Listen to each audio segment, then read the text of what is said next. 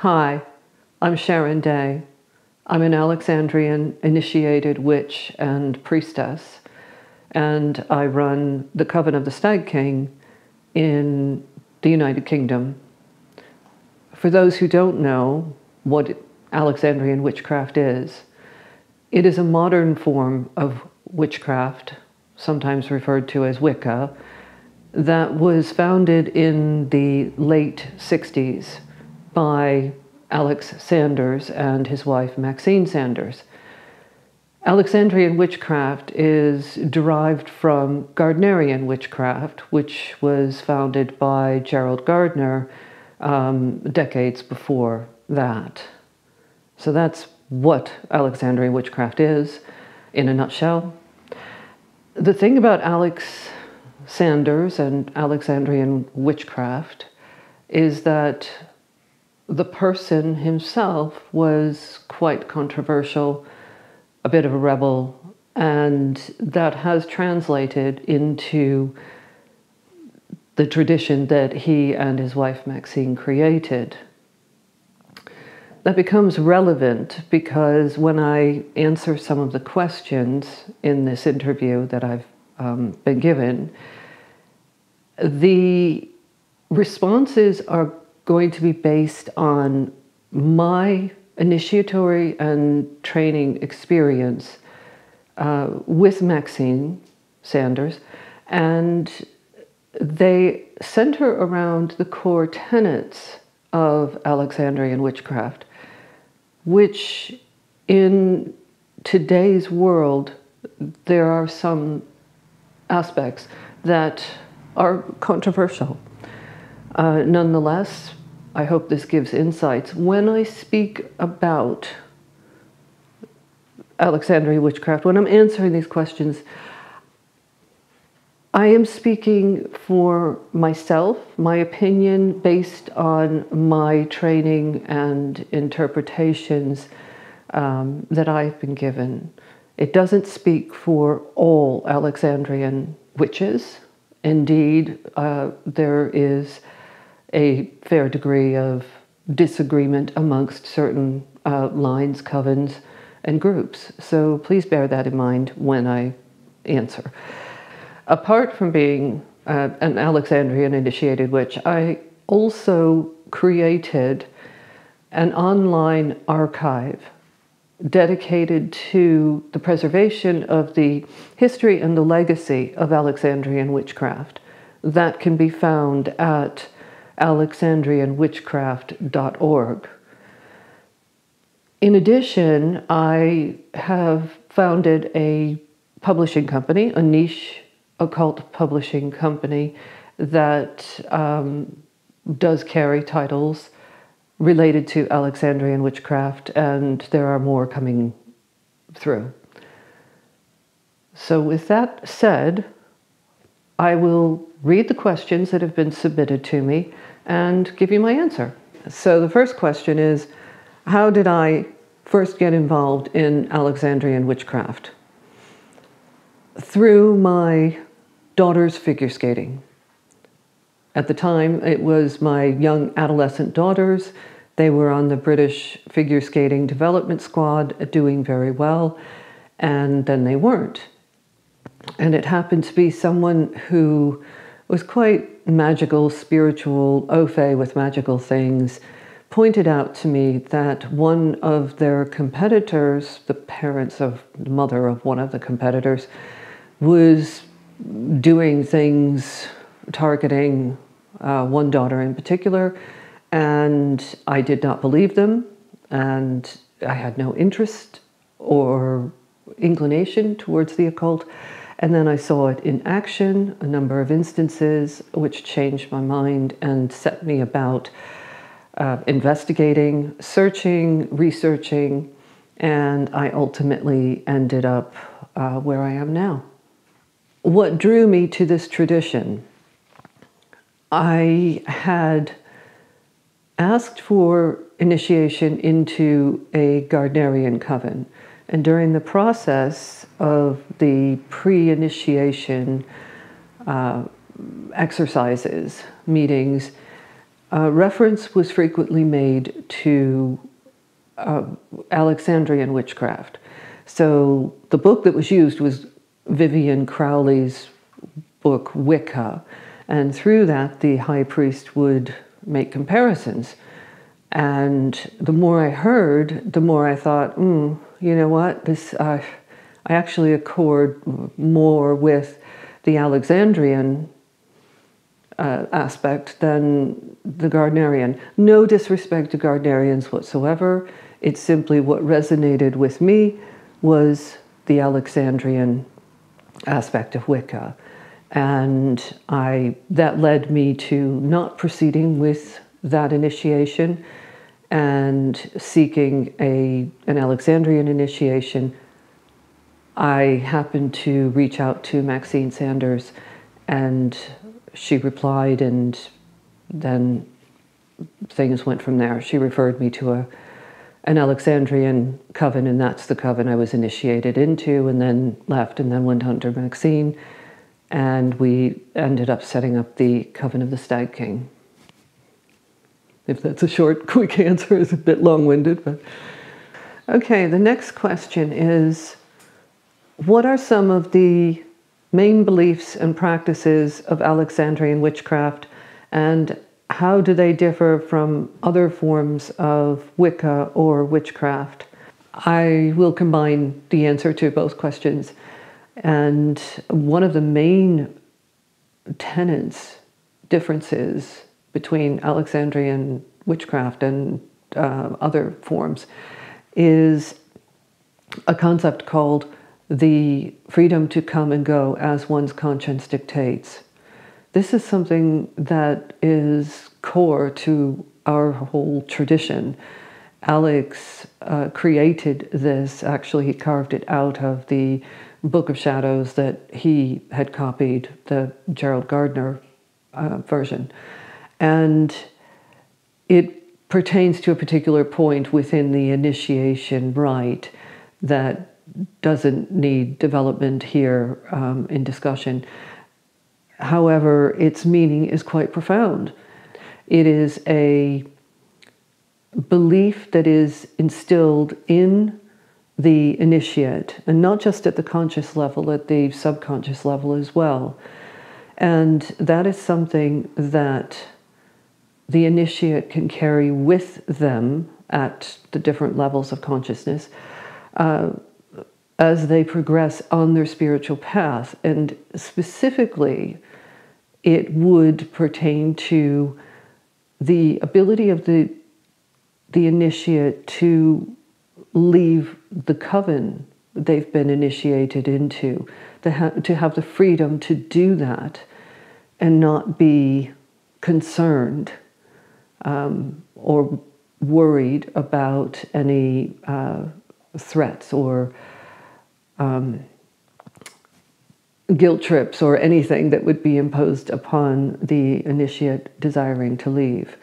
So, I mean, that's just one aspect that differs from other forms of Wicca and witchcraft.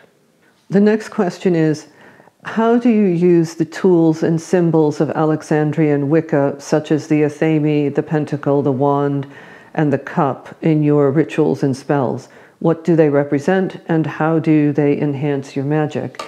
Well, first of all, to describe all of these is actually part of the training, the 2-year training of the first degree initiate.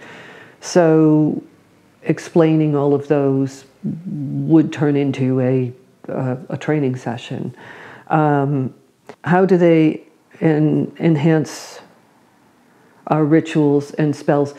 Something to appreciate about all of the tools and weapons is that they are merely an extension of your will.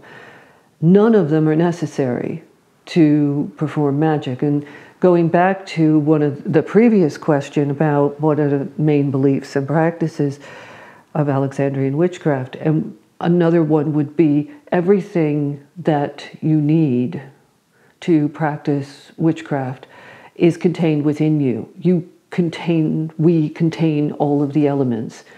And so it is with our intention and the elements that we are able to perform our magic. As a side note, the cup or the chalice, we don't regard as a weapon or a tool. It's a chalice for, we know what it represents, the goddess, but it's for putting wine in. The next question is,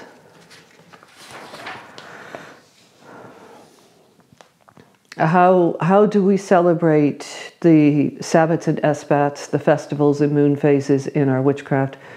What are some of the rituals and customs that we follow or create for these occasions? I mean, again, this goes to the whole first degree 2-year training period or 2-year plus. The Sabbats and Esbats,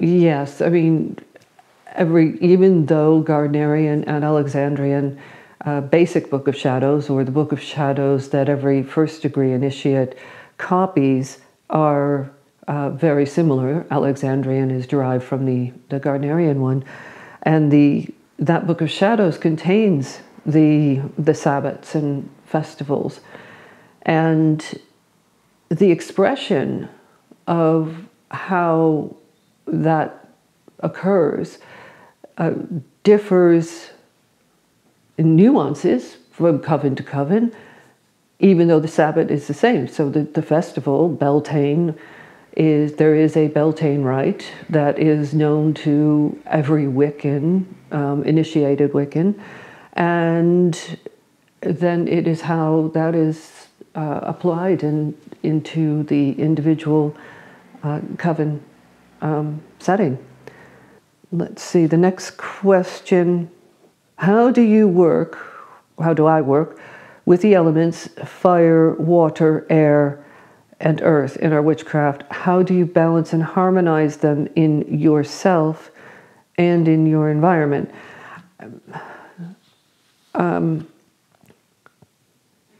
Not to be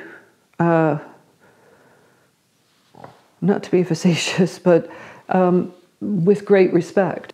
In our training, part of the training exercises do involve ascertaining which elements are lacking within ourselves and how to work with the aspects that are lacking in order to create more balance within ourselves and our workings. I can give an experience, and that was when, at a very difficult time that I was going through, and it involved a magical coven, and there was discord and things happening, and decisions being made, and suddenly, the timing was quite synchronicitous, but suddenly there was a water main break on our road, and all of the utilities were called out to deal with that and whatnot, and it was this great big geyser of water. And I remember I had just started working with Maxine, and she explained that that's not unusual for an expression of, in the environment, of something when there's a lot of energies converging, and in this case it was a lot of emotions, and so water, an explosion of water in the nearby vicinity, close to magical occurrences, is not unusual. So how did we balance it? Well, we recognized it, and the utility board sorted it out, and I recognized what it was and calmed down, I guess. Okay, how do I deal with the ethical and moral issues that arise from practicing witchcraft. How do I apply the Wiccan Rede, the rule of harm none, and the law of threefold return, the principle of what you send out comes back to you in your life? Okay, so there are 3 questions in there, I guess. How do I deal with the ethical and moral issues? Break it down. Ethical issues.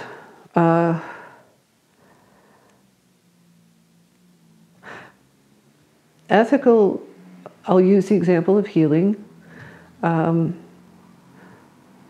Healing, it's often when people are going through a difficult time and they ask, send, good thoughts or send energy, healing energies and whatnot. I mean, that's one thing, but to say concentrated magical healing is something that needs to be asked for. And if it cannot be, if consent cannot be given by the individual needing the healing, then by their guardian of some kind. And also an adult. They need to be an adult. And if they're not, then again, if they're a child, then by their guardian, etc. It has to be asked for. And importantly, the healing has to be structured and directed. In order for it to be structured and directed, you need to know about the medical condition and also whether there is ongoing medical treatment involved, and so that there's an understanding, and the magical work is not going to interfere with what the medics are doing. And so that is an ethical aspect. The ethical aspect of not just sending out healing willy-nilly simply because somebody is ill and they maybe say send healing thoughts, or it's not sympathies. It's as magically responsible as a medic is in the medical field. Another ethical aspect would be we're not allowed to harm anyone except in a defensive circumstances, defensive protection. If under attack, there's some caveats to it. However, to make the conscious decision that I'm going to go out and perform this act of magic in order to, and direct it towards the harm or ill will towards another, is contrary to our ethics. We can bind, we can restrain, we can contain.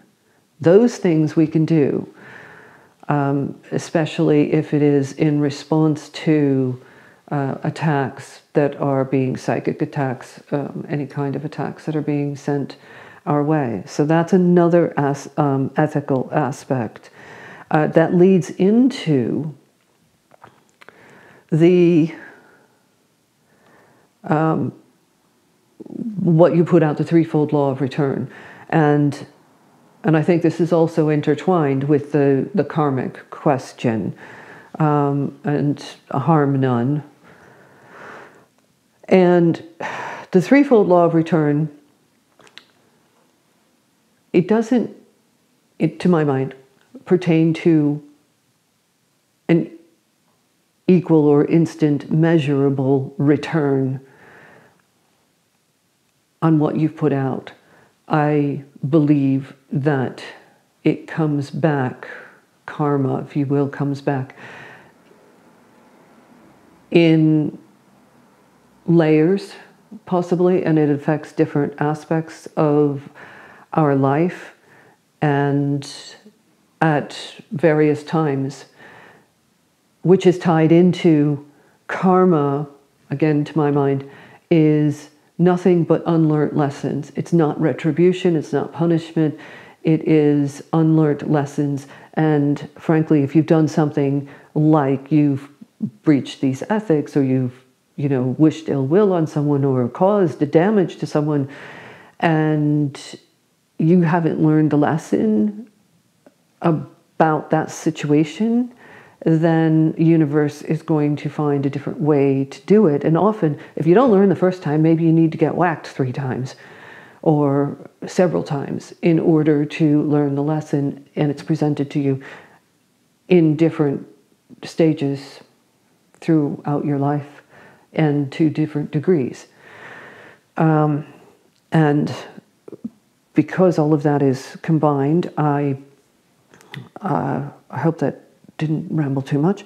The moral aspect of it, in terms of moral aspects, the healing that I referred to under ethical could also fall under moral. However, I'll give you some other examples of moral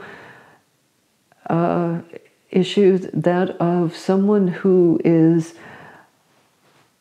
mentally unstable, or psychologically, mentally, it suffers from mental illness. The occult attracts many types of people, and unfortunately it can also be an attraction to those who may be mentally unstable. And the difficulty there is that if they are brought in to the occult, it can tip them over the edge and result in disastrous consequences. People getting hurt, they themselves getting hurt, and in the worst case scenario, someone dies. So one of the moral aspects that we're constantly on the lookout for is that of mental illness, not only because that can affect the group, the working group, but also the individual, him or herself. And so the moral aspect of treating or not those with mental illnesses. I'll use an example. There was one gentleman who had been sectioned for many years, had been on psychotic medications, was diagnosed psychotic, and for, he said, 50 years or something. And he'd gone around the covens asking for initiation and wanting to pursue the occult and witchcraft. And he got really stroppy when we, basically said, no, I'm sorry, no. And he protested because he said he'd come off his medications and he was cured now. Well, I'm not an expert in psychology, but someone who's psychotic, to my understanding, is not going to become unpsychotic. And even with the treatment and whatnot, that would need to be ongoing. And having someone in a magic circle, and performing magic, and having to look out, because that's the responsibility of everyone in the circle as well, is to be looking out for each and every one of your coven members in that circle. As you're in the different levels and on the astral planes, and to have to constantly be monitoring and focusing on this one individual is going to disrupt the entire purpose and can harm that individual even further. We just don't understand what goes on in a mental illness such as diagnosed psychosis. The next question is, how did Alex Sanders claim to have inherited his magical powers from his grandmother, who was allegedly a hereditary witch? This is well documented, and again, if you go to alexandrianwitchcraft.org, there is the story, the description there.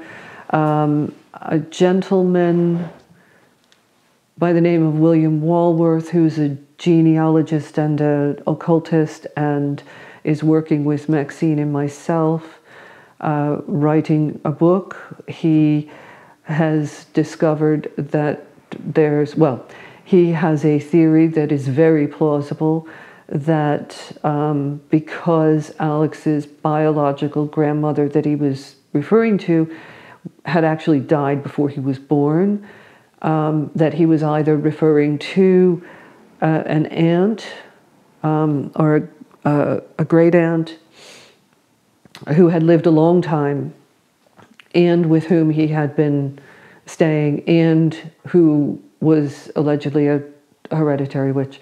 He could have been referring to her, or he could have been using the grandmother story to cover for her or someone else. Interestingly, it'll be an interesting read and to be expanded upon when the book comes out.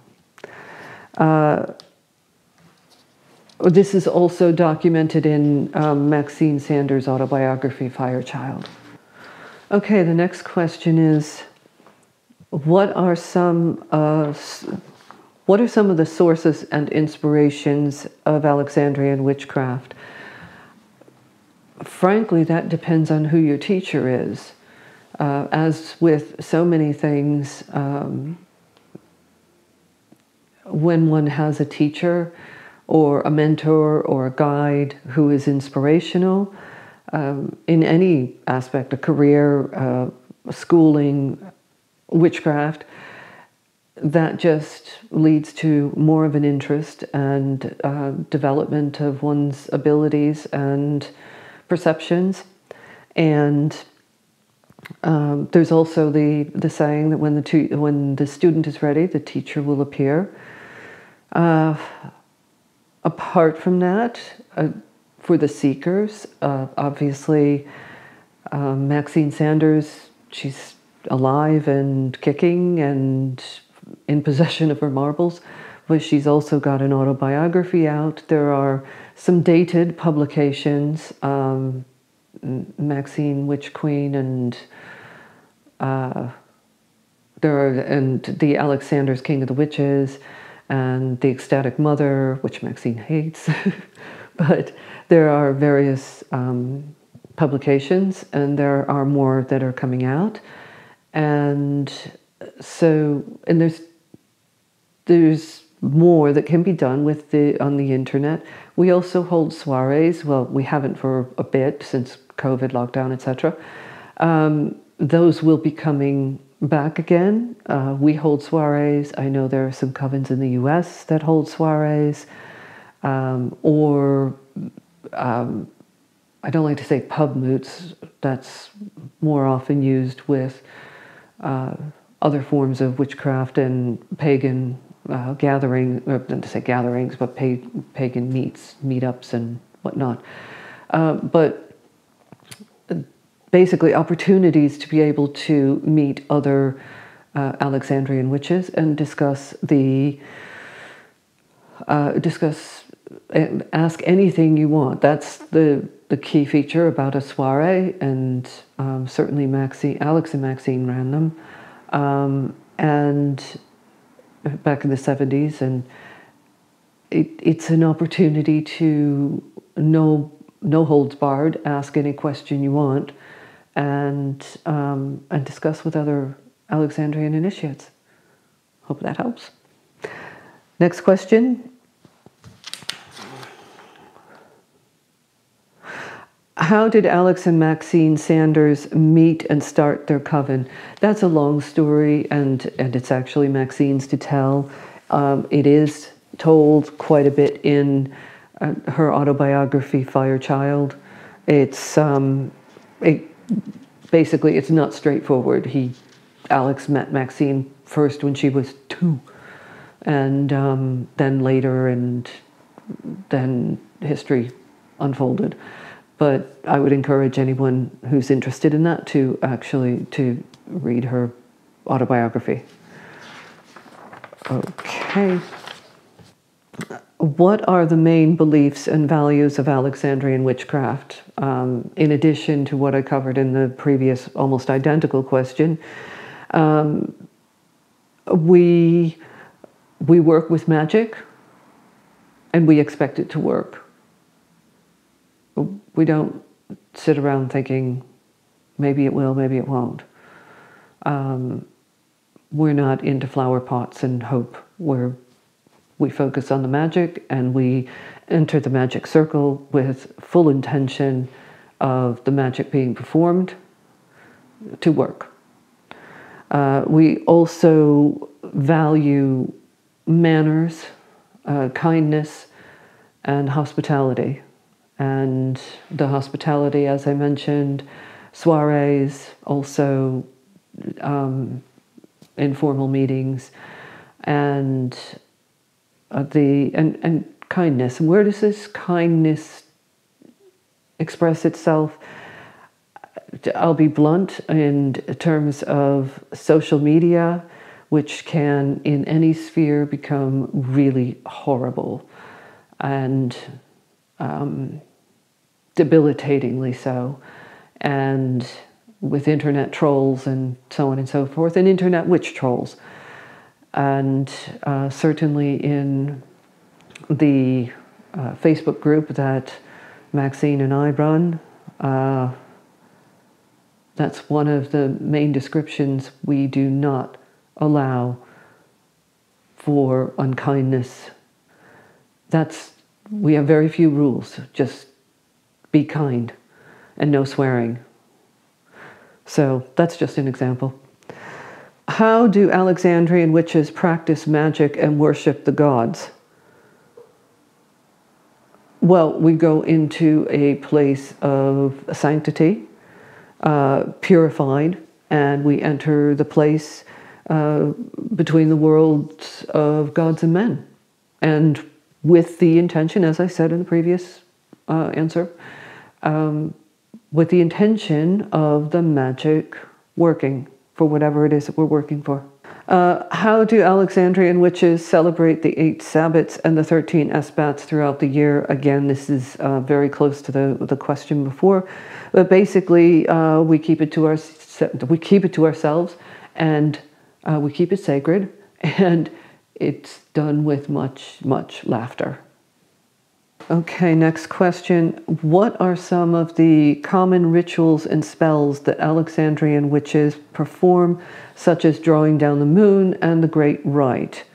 Well, Alex and Maxine were insistent on the use of ceremonial magic because it works. Alex also taught that witchcraft was of the moment, as something as spontaneous and simple as throwing down the chicken bones and divining the chicken bones, something that he was quite prone to do, apparently. Okay, the next question. What are the similarities and differences between the Book of Shadows used by the Alexandrian witches and the ones used by the Gardnerian witches? Well, apart from that, first off, the Alexandrian Book of Shadows is derived from the Gardnerian Book of Shadows, and I'm referring to the first degree or the basic Book of Shadows that the initiate copies after they've been initiated. And this is where Alex made some key changes. The one that I referred to earlier about the freedom to come and go as one's conscience dictates is an example. There are others that may seem quite subtle, yet have a profound effect on the psyche, and hence why they were made. And the other thing too, that Alexandrian Book of Shadows is often criticized for, the basic one, as being short. Well, it's intended to be short. It's intended to be a skeleton that any group of witches can take and use to create their own coven book. And the the basic Book of Shadows contains the skeleton, if it's regarded that way, as just the skeleton, and the Coven can then elaborate, create fuller rites, create rituals that are needed, whatever work and instances come up that they deal with. All of those go into the expansion. They put the flesh on the bones of the basic Book of Shadows. So Book of Shadows, basic book, is something that provides the framework for each individual coven to evolve into its self. Okay, the next question. How do Alexandrian witches view and relate to the divine forces such as the horned god and the triple goddess? Well, both are central to our tradition, and both are celebrated at the festivals or Sabbats. More emphasis on one than the other, depending on the Sabbath. Or, frankly, something as simple as walking through a moonlit wood and experiencing those energies and forces. So we're adaptable. Next question. How can one find and join an Alexandrian coven? Well, the soirees that I mentioned before. Also, there are Facebook groups and no doubt other platforms. I can't even begin to remember all the different platforms that there are that do have lists of covens and referrals. Again, finding Alexandrian, not just Alexandrian witches, because there are more Gardnerian, so any Wiccans are going to hopefully be able to suggest different Alexandrian covens in your area, or people that one can be put in touch with and go from there. So social media to a certain extent. Writing to certain messaging, certain initiates, if you find them. I mean, I receive messages frequently from people and try to then point them in the right direction and refer them to different individuals depending on their location and circumstances. All of that said, something to just be mindful of is we don't recruit. We're not supposed to recruit or proselytize. So we're the hidden children. We're the hidden children of the goddess, and we're supposed to be hidden. And our work is supposed to be secret. So there is a bit of a challenge to find what one may be looking for. That's part of the journey. Again, back to when the student is ready, the teacher will appear, also has an impact here. Next question. How did I learn the rituals and techniques of Alexandrian Wicca? Did I receive formal training from Alex and Maxine Sanders or from other elders in the tradition? How long did it take me to complete the 3 degrees of initiation? I learned the rituals and techniques of Alexandrian Wicca in a magic circle in the coven that I was originally initiated into. And then after that was a year and a day, I met Maxine and came under the tutelage of Maxine Sanders and continued to learn. By the time I took my 2nd, 3rd degree, we give our 2nd and 3rd degrees together. I think it was about just over 3 years. Okay, next question. What are some of the challenges and dangers that Alexandrian witches face, such as persecution, discrimination, and misinformation? Challenges and dangers. I would say, are no different than anyone else involved in the occult, vis-a-vis the public who are misinformed or have opinions. I don't believe there is any special category of discrimination for Alexandrian witches. And so in terms of persecution, discrimination, and information, I think an Alexandrian witch, or like any Wiccan or occultist, may, for example, encounter some difficulties at work or possible challenges to their career or reputations or anything like that. May be possible. And what I would say is that what Alex and Maxine, and not just them, other witches of the time endured during the 60s, and also after and the Satanic Panic, was at a physical or mundane level quite extraordinary compared to what we enjoy today. Also, if one's focused, and this is my personal experience, if one's focused on what they do and what I do, I don't go out looking for trouble. I don't go out proselytizing, as I just mentioned. We don't proselytize, we don't recruit. And I'm not that ostentatious I don't advertise or flaunt the fact that I'm a witch. I don't walk around with pentagram pendants and things like that.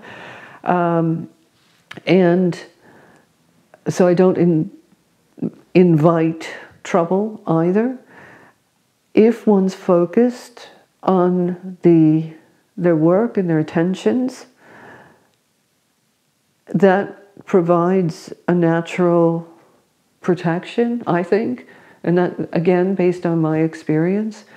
Yes, I've had the odd, comments and things like that, but nothing too extraordinary. And if you're true to your work, there will be benefits derived from that. Okay, next question. What are some of the controversies and criticisms of Alexandrian witchcraft? Well, many and varied. But first, let's understand that the individual, the founder, Alex Sanders, was highly controversial. And Maxine was controversial and remains controversial. So, there are a variety of issues, same-sex initiation, the whole transgender question, the no socializing rule. I'm just picking these out. The way that, back in the day, the way that Alex courted or was supposedly courted the press. Maxine would and does say that he didn't court the press, they came to him. He was a magnetic character and he just couldn't help himself to say no or turn anything down. So he was controversial, outrageous. I mean, the whole story about raising a corpse from the dead, that's another one. We have a long history of being controversial. Nowadays, it is primarily because we are exclusive. We don't take everyone. We're not. We are inclusive because that term has been bastardized. And we are exclusive. And we will look at the whole picture, again, applying this to whether someone with mental difficulties should be admitted. This isn't just an attempt at exercising control or personal views. Rather, it's looking at the entire picture the safety and well-being, not only of the individual, but also of the coven. And that applies across the board. And the tenets of male to female, female to male, and I'm referring to sex at birth, has just exploded into a controversy that is unrecognizable to many. And so those, and we're not immune, actually, by being a religion based on polarity, sex at birth polarity, that naturally, right now, today, causes all sorts of controversy that probably blows every other controversy out of the water. So those are, to answer the question, those are some of the controversies. And, you know, there's a big fat one right there. Okay, next question. What are some of the benefits and challenges of working with ceremonial magic and Kabbalah as part of my witchcraft practice? How do I integrate these elements with the Wiccan theology and ethics? Well, as I mentioned in a previous question, Alex and Maxine insisted on using ceremonial magic because it works. And there's also another aspect, which is not mixing your drinks.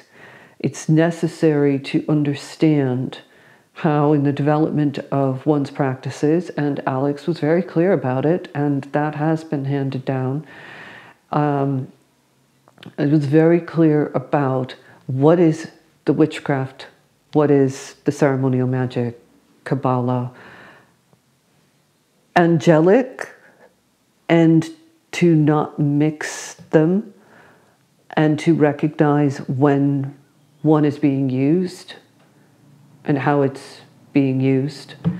And so there's an incorporation. If there's going to be an incorporation one to the other, it needs to be done with knowledge and understanding as to whether you're experimenting or have any idea what you're doing, or whether it's advisable to even be doing that. So did Alex and Maxine use ceremonial magic, for example? The answer is yes. But they knew what they were doing, when they were doing it, and how they were doing it, and how it was distinct from witchcraft practices. Okay, the next question. How do you approach the concept of the old ways in your witchcraft? Do you follow a specific historical or cultural tradition, or do you adapt and innovate based on your personal experience and intuition? How do you balance tradition and innovation in your craft? Okay. 1, 2, 3, 4 questions there. First and foremost, witches are scavengers. We really don't care where it comes from. It's nice to know, and each witch is depending upon their own views as to whether they need to know the history about it and so on and so forth. We have no problem with cultural appropriation when it comes to taking stuff from anywhere and everywhere, on the basis that if it works, we'll use it. That's Alex's teaching as well. If it works, use it. We don't need a whole explanation and justification for doing something and incorporating it into our rituals, our work, or our personal practices. So that's one thing. Again, the old ways. The old way, just because something's old doesn't mean it's good. It doesn't mean it's right. And everything does come to an end.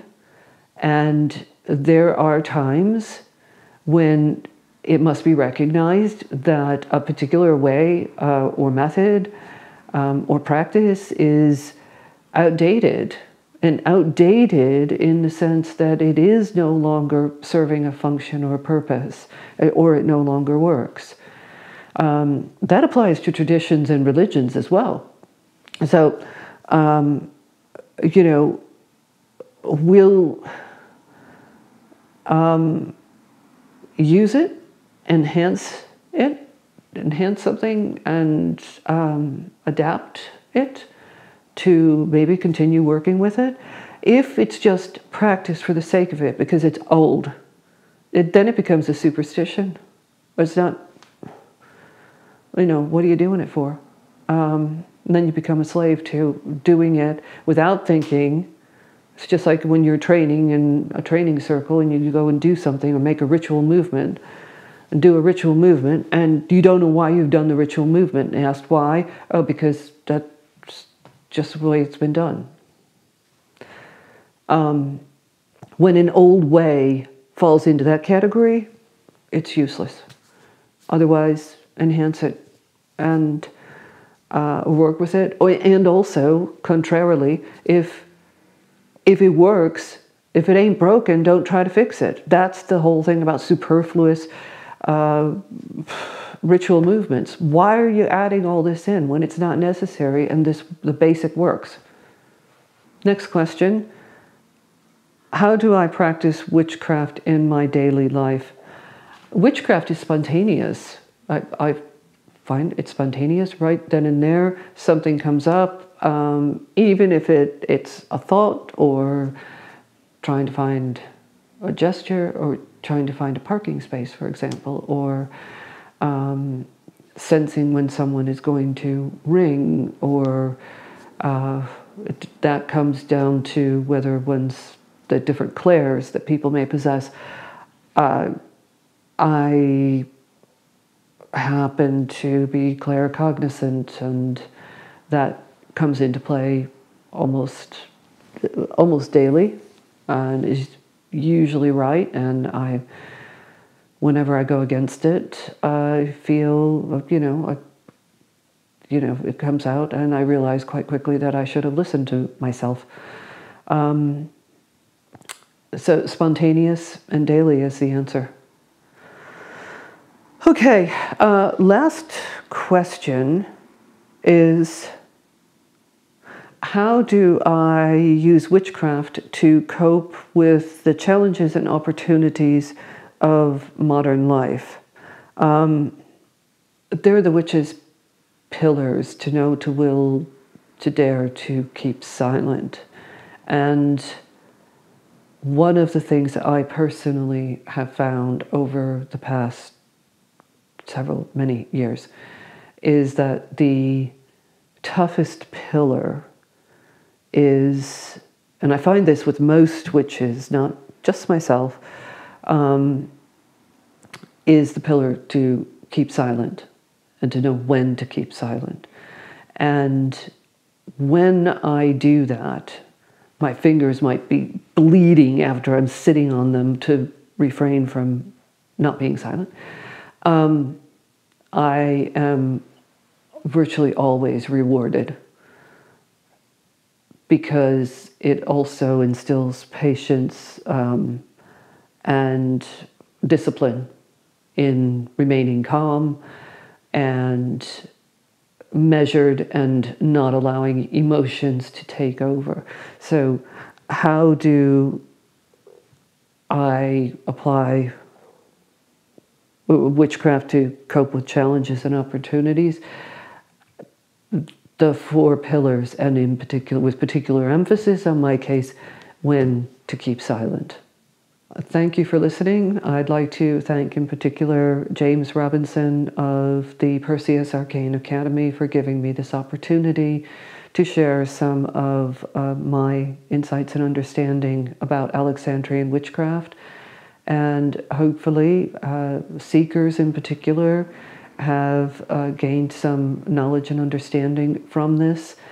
Anyone wishing any further information, there will be links in the description of the video. And thank you again.